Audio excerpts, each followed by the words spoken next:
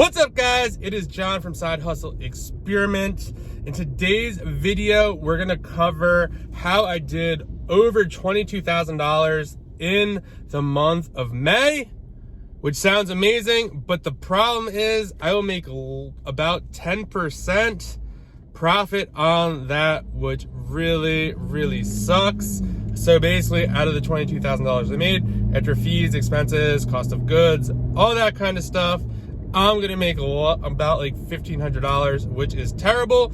But I'm gonna go over 5 reasons this happened, so you don't have to go through this. And a lot of it's just kind of beginner mistakes, or, well, we'll get into it. But if you're new to the channel, welcome. I'm a 6-figure Amazon seller. I do much better than I just said. Profit margins are definitely higher than this month for the OA account. So if you want to learn how to make money online, please subscribe to the channel. That's what my mission is, to help you make extra money, whatever you want it to do with it.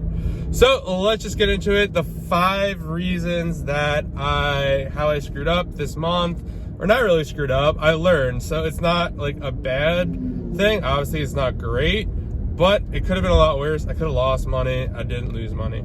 So the number 1, I bought shitty products to hit a spend goal. So the spend goal, there's a couple caveats to this. A lot of people will say you need to have a spend goal, and I do agree with that. But when you're starting, and I would definitely classify myself as still starting, because even though I am doing OA, more and more, I'm probably 6 months into it seriously, but I also run another 2 businesses, well, an eBay and an Amazon book business. So it's not like my focus is 100% on OA. So I'm getting more experience, but like I'm focusing all my time on that.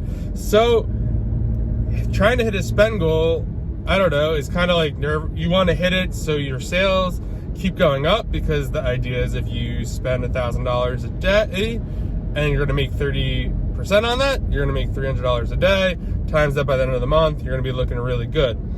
But what I was doing, I was forcing it. We're ordering replens that were kind of on their way out, but I still thought I could make a profit on, just to hit the spend goal. So that was a huge mistake for me personally. Now looking forward, and what I would suggest to you would be to maybe find 5 to 6 to 10 new products, new ASINs to send in, instead of setting a spend goal. This way you spread out your risk across other products. Since you're still kind of new, you definitely don't want to be going deep or putting a lot of eggs in one basket. So that was number 1. Video randomly got cut off there, so I'll just start this one over. Number 2, I followed the crowd. I know a lot of people who sell, other sellers, they're my friends, other people on Instagram, and they were buying a lot of one category. So I was like, I should buy a lot in that category too, because they're much bigger sellers than I am.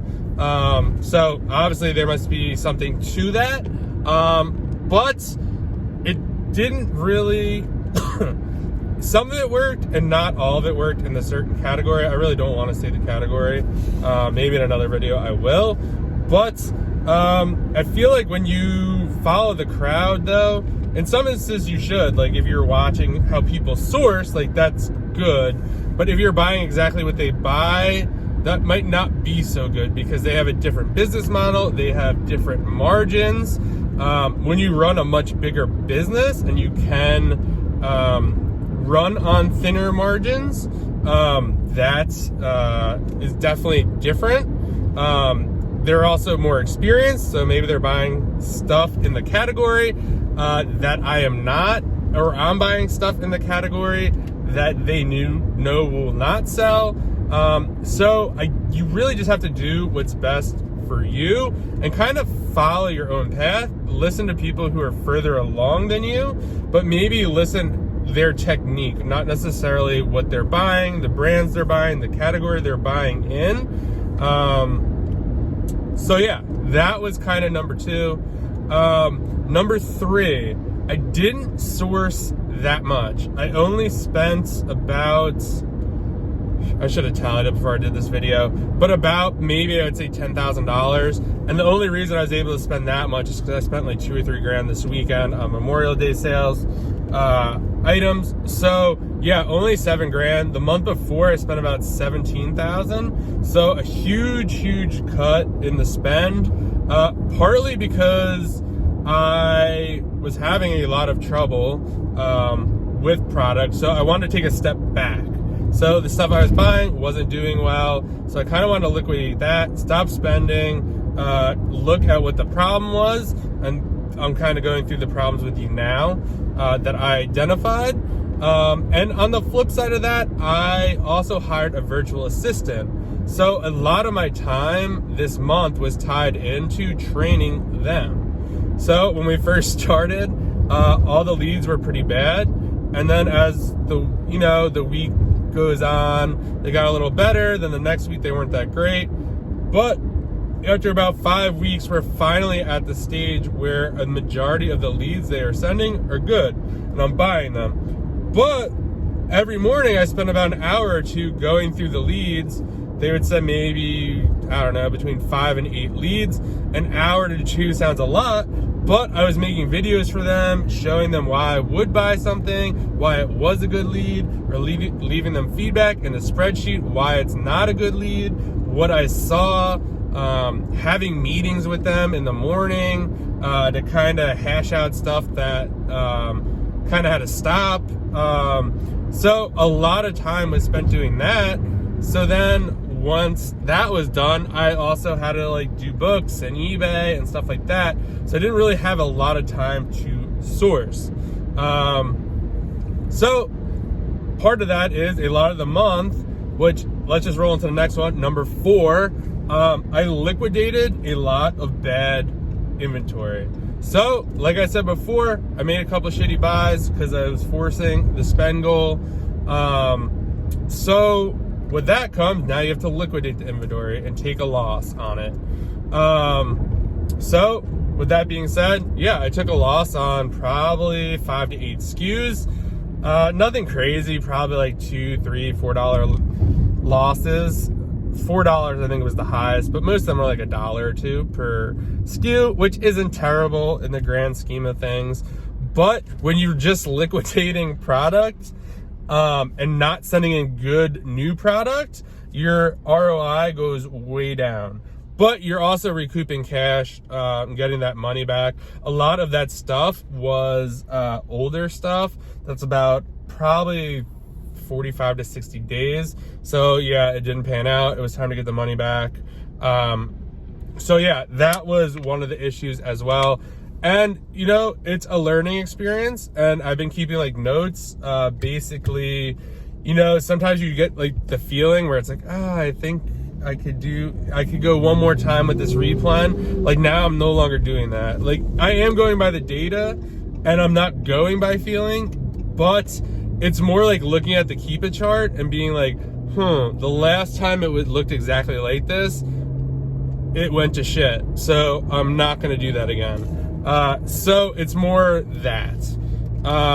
So yeah, number 5, this was probably the biggest thing that really crushed the ROI, sent it downward, and it was disappointing. So one of my biggest replans, I went really deep on it, and it wasn't necessarily a mistake because I probably would have went really deep on it regardless. It just so happened that things did not work out, and maybe I should have caught it.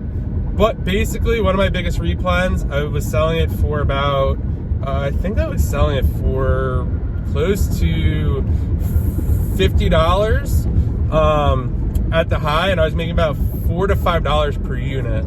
And I think I sold over the lifetime of selling this about 225 units. And then a lot of people jumped on the listing. And right before that happened, I went about 100 deep. And 100 deep is pretty deep on a $30 product. That's $3 grand. But I mean, the math was there. I already did 2 test buys prior for 50 each. So I mean, it wasn't like it was something totally outrageous. I sold through 50 right away, sold through 50 right away again. So it made sense to order 100 based on the math. I probably could have caught that more people jumped on the listing before I did that 100 order, but it wasn't that significant of a difference. So I probably would have done it anyway. But that being said, I sold about the last 60 that I had for between probably a break even or 25 cents. So basically, yeah, it was pretty terrible, but I was grateful to get out. Still making a profit overall on the SKU. I think I made $1,000 in the last, I don't know, maybe 3 months. So it's not like I lost all the money on the product. It was just more, I wanted to liquidate before it got even worse. I'll keep an eye on the replan. It was just that people just went, a lot of people went in. Even though Amazon was favoring me with the buy box because I had a lot of stock, it just, the people who I was selling with just kept lowering the price and I just couldn't do it. And yeah, I eventually just kind of came to that conclusion and was just like, whatever, I'm gonna get out now while I still can. So yeah, that was definitely a really big part of it. Basically, I probably sold, I don't even know, probably, let's say 40 times 100. So yeah, like maybe $3,000 worth of sales, and I only made probably, I don't know, $100 on it or something like that. So yeah, not good, not what I'm shooting for, but it happens. I mean, that's just part of it. That's the learning process. Like I said, you know, I probably would have went that deep on this replan just because of how I test bought it, but you live and learn. The good part, so that all those 5 things, those are the 5 mistakes I made. This is really how I write YouTube video notes. Buying shitty items to hit a spend goal. 2, following the crowd, buying what they're buying, not a good idea. 3, hired a VA, lost a lot of time getting them up and running. 4, liquidated a lot of inventory, didn't send any new profitable inventory in or a lot of it, which sends everything down. 5, went really deep on one product. That was a really good replan and it just fell apart, and I was making huge sales numbers but making like a quarter on each one, which doesn't equate to anything. But with all that, there is some good stuff. I'm grateful, number one, that I made money this month. A lot of people end up just losing money, so I was able to catch stuff in time or liquidate in time. A lot of the stuff that I did liquidate on and get out of that I lost money on, the listing is now in a lot worse shape, so it could have been a lot worse for me. So I was glad that that happened. I got out when I can. Number 2, I'm not failing, it's learning. That's what you pay. You're paying to learn this kind of stuff. Yeah, I don't want to pay with profits, but that's how it works, guys. When you get started, you don't know what the hell you're doing. You kind of know what you're doing, but you just miss stuff. And this is a lot of what someone won't talk about, is that a lot of this comes down to you're going to miss stuff. Things are going to go wrong. You could even read all the Keep It charts correctly and things could still go wrong. It's just how it goes. I guess number 3, I was set up really well for June. I had some good buys towards the end of the month with product that I'm very confident in, that I know will do well. I'm building in a lot more margin on this stuff. I'm getting out of the category, not getting out of, but buying less in the category of the crowd that I was talking about earlier. So really jumping into another category that I haven't really sourced in yet, but I really like that category a lot better. And then the last thing is the VA. VA is doing very good. I would say the last couple days, the leads have been really, really good, much better than the past. So I think we're starting to click here. You know, I'm able to wake up in the morning and buy like $500 worth of good stuff. So that's good. They're still learning. They're very into it, which I like. you know, they're really showing a lot of effort. They're asking a lot of questions. So I think for June is going to be a great month. It's my birthday month. I want to do at least 30K this month, work up to spending that $1,000 per day smartly. And if I can't hit the $1,000 per day, I'm not going to do it. I'm either going to try to spend more the next day. So if I only spend 500, I'm going to try to spend 1,500 smartly the next day and hopefully catch up. But just know that I will eventually get to the $1,000 a day. And if I'm not hitting that, just making sure I'm finding at least 2 to 5 new products a day to send there. And eventually that stuff will replan or it won't. And then I'll be buying new stuff, replanning some stuff, buying new stuff, replanning some stuff, and it'll all start to flow. So that was kind of my shitty month, I guess you could say, ROI wise. The eBay and book account was way down because I focused a lot on online arbitrage, but that stuff's like very profitable because there are big margins built into that. So all in all, not the best month, but not the worst month either. Any month you could like stay alive, make a little money, maybe not a lot of money, and still be able to play the game tomorrow. You're in good shape as long as you learn from the lessons. That's all I got for you guys today. Let me know what you think in the comments. How'd you do this month? I don't know. What do you think about what I just said? Maybe it's typical, maybe it's not. Love to hear what you have to say always.